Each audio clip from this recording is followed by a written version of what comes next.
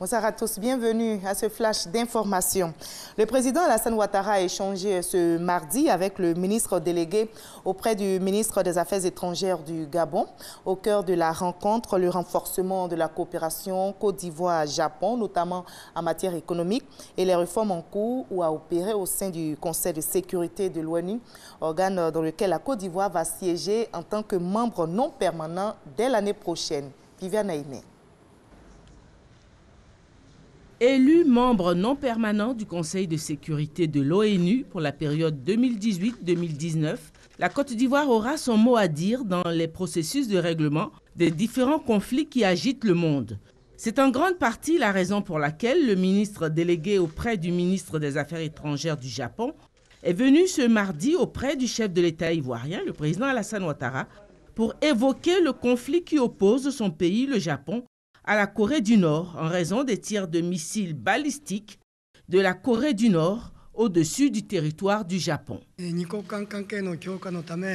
Sachant que le Côte d'Ivoire sera parmi les membres non permanents du Conseil de sécurité des Nations Unies à partir de l'année prochaine, donc pour avoir une discussion concernée par la réforme de ce Conseil, également la question sur la Corée du Nord à laquelle le Japon fait face.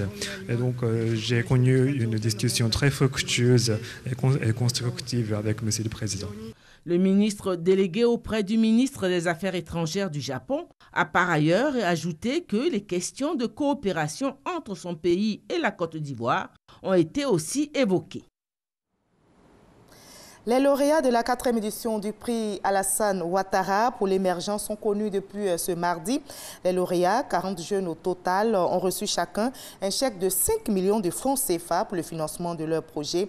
Le prix Alassane Ouattara du jeune entrepreneur émergent a pour objectif d'encourager les jeunes Ivoiriens à devenir des patrons d'entreprise. Pour cette édition, ce sont 200 millions de francs CFA qui ont été offerts aux jeunes par le district d'Abidjan. Et le vice-président Daniel Kablan-Duncan a invité les jeunes au travail pour le développement de la Côte d'Ivoire. La Côte d'Ivoire, justement, qui accélère les préparatifs pour l'organisation du 5e sommet UE-Union africaine. À environ 2 semaines de l'événement, Daniel Kablan-Duncan, le vice-président, multiplie les visites sur les sites d'accueil. Après Yamoussoukro hier, le vice-président ivoirien s'est rendu au village Akwaba de Makori, ici à Abidjan.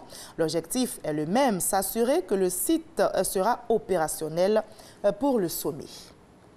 La Banque mondiale va décaisser 150 milliards de francs CFA pour booster l'agriculture dans 7 pays africains, dont la Côte d'Ivoire. Avec cet appui financier, la Banque mondiale affiche sa volonté d'accompagner l'agriculture africaine, ce qui devrait faciliter la mise en place de la 2e phase du programme de productivité agricole en Afrique de l'Ouest. Et notez qu'aujourd'hui, nous sommes le mardi 14 novembre. C'est la journée mondiale de lutte contre le diabète. Et ici, en Côte d'Ivoire, la célébration officielle de cette journée a eu lieu au CHU de Trècheville.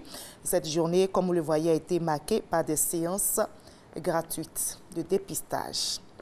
À l'étranger, l'opposition togolaise ne démord pas. Elle a appelé dimanche soir à 3 nouvelles journées de manifestations contre le pouvoir du président Faure Gnassingbé, qui fait face depuis près de 3 mois maintenant à une contestation populaire dans tout le pays.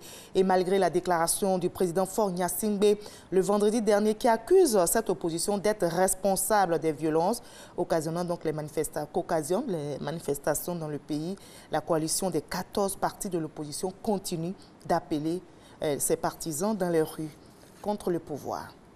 Ces jours de deuil aujourd'hui en Iran, où les écoles sont fermées, et notez que le dernier bilan du séisme est monté à 530 morts et 8000 blessés. Les opérations de secours et de sauvetage ont pris fin car selon les autorités, il ne devrait plus y avoir de survivants ou de corps sous les décombres. C'est la désolation, le chaos dans les zones sinistrées. On va se retrouver à 20h pour la suite de l'actualité. À tout à l'heure.